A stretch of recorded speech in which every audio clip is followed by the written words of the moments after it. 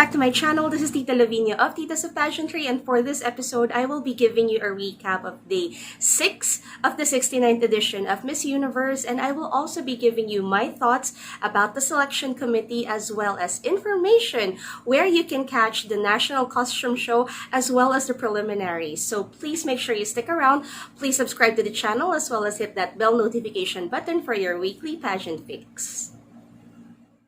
Hey guys, so we are now on day 6. We are hustling. We are only a few days away before the finals. But before that, we of course still have the national costume show as well as the preliminaries. So yeah, I will be giving you more information on that later on. So as always, we are joined by the unbothered Lindsay and Elliot. So they will be listening to me yapping around with what happened on day 6. So day 6 wasn't really as busy or as frantic as day 2, but for day 6, of course, our in-demand queen was invited to be part of the press interviews with the network Telemundo. So I'm gonna play this video for you.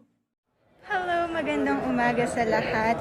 I woke up with 900k followers and it meant a lot. Maraming salamat po. I'm so excited. I woke up around 4 a.m. because I'm preparing for a press interview. So I'm going to be with Thailand, with Miss Colombia, and I think it's going to be under Telemundo if I'm not mistaken. So maraming salamat po sa 900k na nagmamahal at nagsosuporta. Road to 1 million na tayo. Again, salamat po. Alright, so as you watch, our queen had a very early start. She had to be up as early as 4 in the morning to get her hair and makeup done, and she looked fabulous with her Veronica Lake Waves and that white jumpsuit with the bustier, which was a little different from the candy colors of Miss Colombia's Laura Alascuaga and another favorite this edition, Amanda Obdom of Thailand. So they were whisked to a different area of the hotel for that interview, and yeah, we don't have any footages of the interview, but we do have several photos of the girls interacting with each other. So right after that, they went straight to rehearsals, and by this time they have to rehearse intensively because in a few days we will have the national costume show. So they really have to practice the blocking. They really have to practice what the stage would actually look like. So we saw more of the girls' time to interact with each other. We also saw a lot of them, like goof around and, show them their personality. In fact, our girl, who is now the hostess with the mostest, was seen interacting with Miss Paraguay. She also had a photo with, our very good neighbors, Miss Malaysia. And she also had some, really fun times with Miss Belize's Iris Salguero. So later in the evening, the girls changed into, their fabulous evening gowns and cocktail dresses. So I think this is now becoming a tradition at Miss Universe, wherein they would change into something grander in the evening. I find that this is very old school, and this is really very appealing to me. So this time around, we saw a sighting of Rabiya in a maxi dress with cutouts, but this time it was like a rose-colored burnt velvet type of dress. Now, I'm not too keen on the color. I think the color washed her out a little bit, but I like how different the styling is, and she looked like Princess Jasmine. So they were whisked to a restaurant, and I like the setup of the restaurant. It looked like a date. So it looked like a date night, and she was paired with Helen Hernandez, Miss Aruba. So they have some footages together. They had fun conversing. I mean, we were laughing at the Titas of Pageantry page because it seemed like they were, gossiping with each other, discussing the latest chi-chi.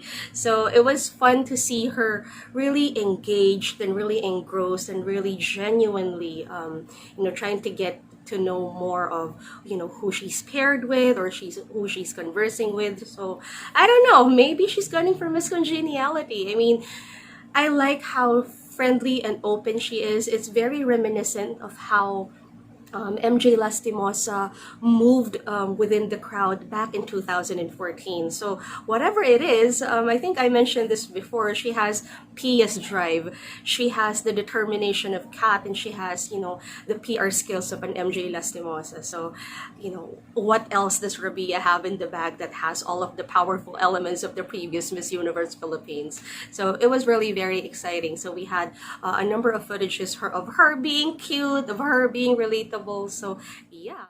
Yesterday, they also rolled out the selection committee. So let me just go ahead and give you a brief background on who these powerful women are. So we have US Korean TV actress Arden Cho.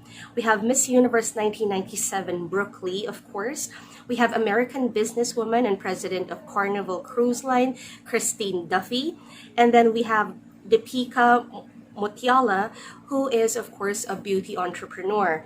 We also have Colombian economist Tatiana Orozco and Canadian TV personality Kelty Knight.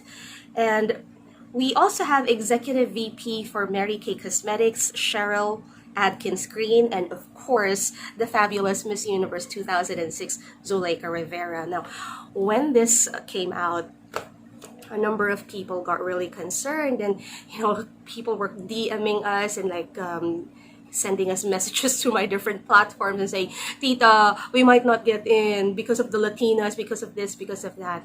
Guys, why are you overthinking this? You have to enjoy the ride, and you have to trust that our girl is doing everything in her power to harness, her strength as well as the training that was imparted to her. So let us not veer away from that. Now, I know that the majority of the selection committee have Latin roots. So we have to be accepting as early as now that they will really lift up some of the Latin girls and that they will really have an advantage because they will have to be scrutinized by these women. But again, our girl isn't really failing in other aspects of the competition. So if they are fair, they will see the merits of how Rabiya has been performing. Granted that Rabiya takes this up until the finals and really perform where she needs to perform, which is the preliminaries as well as the closed door interview, and also not forgetting to shine even in a non-judging competition like the National Costume Show. So she has to make sure that she still continues to put her best foot forward. Does this exactly mean that they will place a Latina? Well, it doesn't usually work like that, guys.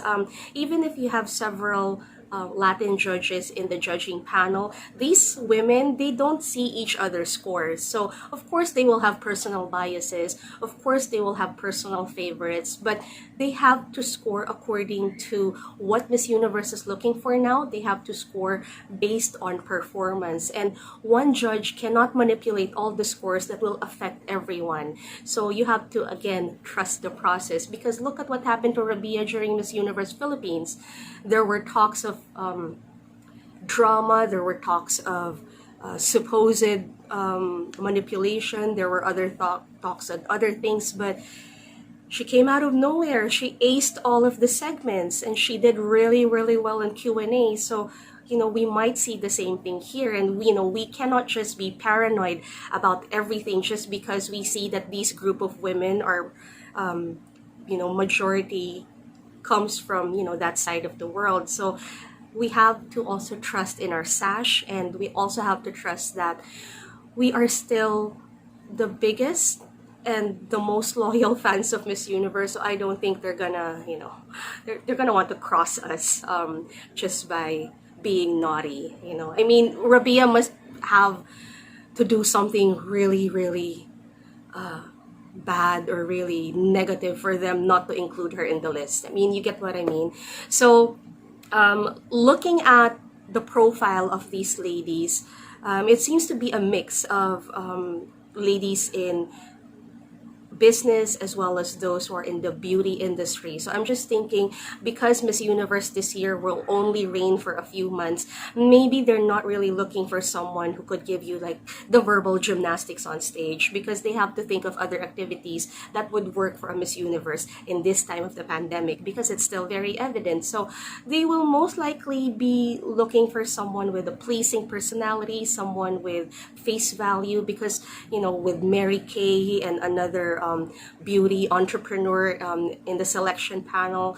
Yeah, these are indicators that they're looking for someone who is more eye candy this time, who is more relatable, and who can move through different platforms and be a spokesperson, but at the same time be a brand ambassador. So this is how I feel about the selection committee and, you know, who they might go for. But I'm pretty sure that they won't go for someone ditzy just because she has a pretty face. I mean, you have to give credit to, you know, these amazing women. One of the perks of having Lazada Philippines as an official sponsor or an official partner is that we get to have free streaming of the National Costume Show as well as the preliminary show. So unlike in 2019, when most of us couldn't pay for the pay-per-view show, now it's free for us. And this time around, it's on 3 platforms. So if you're Filipino or you're not Filipino, but you want to watch Miss Universe, but you're here in the Philippines, you can watch it on the Lazada app. So if you open up your Lazada app, there's a live feed option there. I'm gonna give you a screenshot on how you can go to that area. You can also watch this on their YouTube platform as well as their Facebook platform. So again, it will be streamed live for free, and that's gonna be on May 14th at 8 a.m. for the National Costume Show, and the next day, May 15th, that's gonna be at 7 a.m. this time for the preliminary show. So guys, these schedules are Philippine time. So you can do the converting if you're from a different country. If you're from a different country and you want to catch these shows, you may do so at the Miss Universe YouTube channel. So the good thing about this is that yes, they're listening to us. Maybe, just maybe, MGI also had a hand in making them reconsider how to get the shows to be more accessible to pageant fans, because yeah, paying for it via pay-per-view, it was just really very limiting, especially in this time when